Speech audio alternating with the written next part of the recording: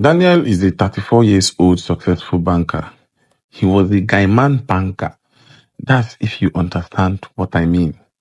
The boys in the streets loved him because he always delivered.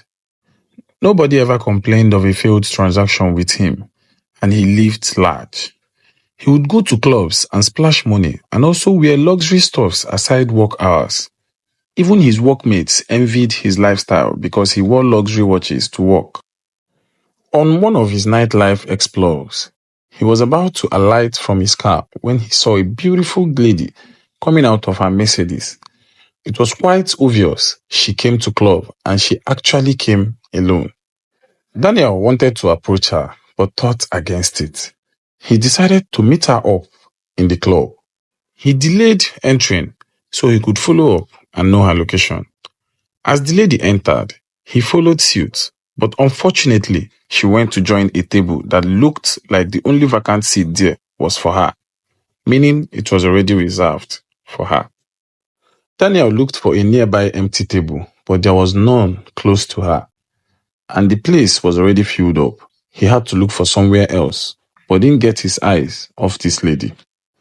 From his observations, this is a girls' outing, and looking at them, these aren't hookup girls. He ordered drink for himself and was still observing them. At about 4 a.m., he noticed that the girls were already up to leave, and he quickly paid for his drink and went outside before them. She was about entering back her car when Dan approached her. He said, "I thought angels are not permitted to leave at night." She smiled, and that gave him confidence that she's in for his sermons. After sweet-talking her, he took her number and they departed. A few months later, they started dating. Oh, I forgot to say her name is Chantel. So Dan and Shan started having a full-blown love life and things were smooth. Chantel was into interior decorations and she was getting big contracts from top personnel in the country. Dan's banking job was also going smooth until one day. While carrying out his daily assignments at the bank, he got a call from his HOD that the crime commission of the country were inside the manager's office and he has been asked to call him. Dan froze. He remembered he had done a transaction recently that had little issue. He had always sorted such issues, so it didn't bother him.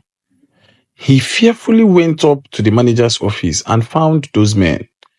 They confirmed it was him by asking him few questions and then proceeded to arrest him. Dan was accused of money laundering and also aiding cyber fraud. Dan was taken to prison on awaiting trial. Judge Juko was handling this case. It was actually coincidental that he was handling it because he is the chief judge. On Dan's part, he kept on going to court from prison until he was granted bail to come from home. His passports were seized and movements restricted. He was very happy because he knew the role his girlfriend played, and when he came out, he immediately got married to Chantel. Now, it's been 4 months into their marriage, and Dan kept on noticing that a certain number wouldn't stop calling Chantel, and she wouldn't also pick. He has asked, and she kept on giving excuses.